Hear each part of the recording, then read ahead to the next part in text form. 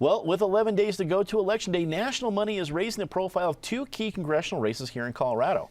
Ads for the races between Mike Coffman and Morgan Carroll in CD6 and Scott Tipton and Gail Schwartz in CD3 have flooded the Colorado airwaves. Meanwhile, the campaigns for some of the ballot issues have also turned up the heat. Patty, I think for a while we knew that the Coffman-Carroll race was going to be a pretty big fight. But the Tipton one surprised me, especially seeing so much of that media here in the Denver market. What's been your reaction? Well, we knew from the start that the big race here was not going to be Darrell Glenn and Michael Bennett, but it was going to be Carroll and Coffman. And the fact that that has continued to be so tight and that Coffman is really fighting for his seat isn't a surprise considering who is heading the ticket, the Republican ticket. But the Schwartz and Tipton race is fascinating. It's going to be $3 million before we're done. No one really thought Gail Schwartz had a chance, but now money is coming in. The national Republicans are coming to fight for Tipton's seat, and I think it will be a grueling brawl to the end. And I think she's got a shot. I think Coffman has a better shot of keeping his seat than Schwartz has of taking over for Tipton. Also in the ballots, we're seeing it really heat up. We've got John Elway touting 3 different measures right now. I don't know where you get your political advice, but I know I don't get it from John Elway. That was surprising. He had been at least avoiding politics for so long. To see him in the ad definitely surprised me. David, people have been talking about upsets, and I think it's part of the hype of a campaign. Oh, the Senate and the House, it might be everything. It might be this huge wave, that wave. I don't know if I buy into all of that, but what do you think about the upset chances in both CD3 and CD6? If Morgan Carroll wins, that's not an upset. That's a tough contest, and everybody knew it would be one of the marquee congressional races, House of Representatives races nationally.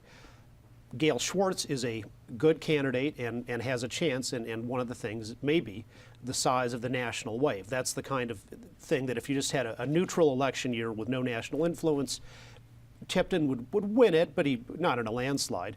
And a wave is the kind of thing that can carry a prepared candidate like Schwartz, who's been working hard and is experienced, over the top in the right year.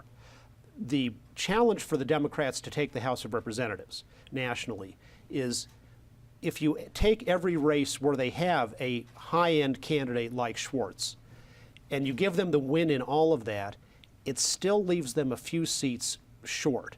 So that the question is, do you have what is the tsunami type wave like the Republicans had in '94, where not only do you win basically all of the close races you thought you had a chance at, but you even pick up some wins where you thought, wow, there was no chance, had no possibility of winning this, like when longtime highly corrupt Congressman Dan Rostenkowski from Chicago was defeated in '94 by really a guy who was an okay candidate, but just happened to be in the right place at the right time.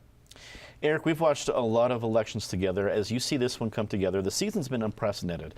But as we get to results season, do you think we're going to see a lot of upsets, or at the very least, as, to carry on what David said, Morgan Carroll taking CD6 or an upset in CD3? I largely agree. You go a little bit different than David in his final conclusion, but largely agree with the frame he put on this. CD6 is always going to be a battle, particularly if there's anything less than a stellar Republican year. Andrew Romanoff ran for that, let's not forget, 2 years ago, but that was in a big-time Republican year, and he was never competitive. Morgan Carroll is a better, as we've discussed, a better candidate for that seat because she culturally fits that district. If the Coffman people think they're still in this race, I think it is just a question of how big the drag is on the top of the ticket and whether the absence of a top of the ticket, and I'm not just talking about Donald Trump, I'm also talking about Darrell Glenn, does this become a ticket splitting year? Ticket splitting has gone out of vogue very largely in this country. When a lot of us around this table grew up, ticket splitting was everything, and you could have a Democratic governor elected with 60% of the vote in the same year as a Republican senator elected with 60% of the vote. Ticket splitting has gone out of vogue. Does ticket splitting come back in now because people want to put a check and a break on President Hillary Clinton? Or do Republicans, are they just dispirited, they stay home, they don't show up at the polls? Early turnout results are indicating Democrats are turning in ballots at a much higher and quicker pace. If Scott Tipton loses that race, first of all, it tells me that Mike Coffman is long gone. I mean, Coffman is going to, has a much stronger chance than Tipton does. opposite way. Tipton has a much stronger chance than Kaufman does of surviving. So if the landslide is substantial enough to throw out Tipton, Kaufman is long gone. I would go one step further. If Scott Tipton loses this race, it tells me that the Republicans' House majority is in jeopardy, because if Democrats are winning seats like the Colorado 3rd Congressional District, they're winning enough other seats around the country that they could get all the seats they need to take over the House. Penn, in both Mike Hoffman and Scott Tipton, you have seasoned incumbents who didn't really do a lot of damage themselves. They're tough competitors. And in their Democratic challengers, you have people, both women with significant experience in the Colorado legislature. Seems like a pretty strong Democratic bench, I guess how we call it around this table.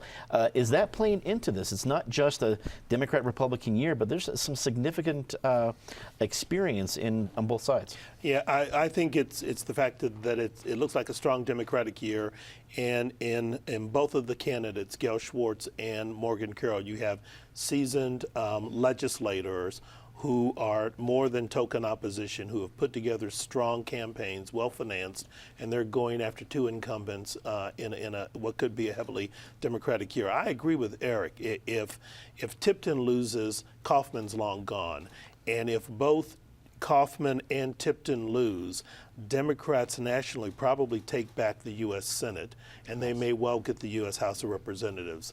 And I think that's becoming more and more likely, because when you look at just the Kaufman race, Mike spent a whole lot of time distancing himself from Trump early on and trying to show that he was the candidate for a multicultural, multicolored Colorado, because he was trying to distance himself from what I'm sure his people were seeing was a drag that was coming down ballot to him. Mm-hmm. And so we'll see how effective that distancing effort has been. Well, and every negative ad against him has featured Donald Trump. That's exactly right.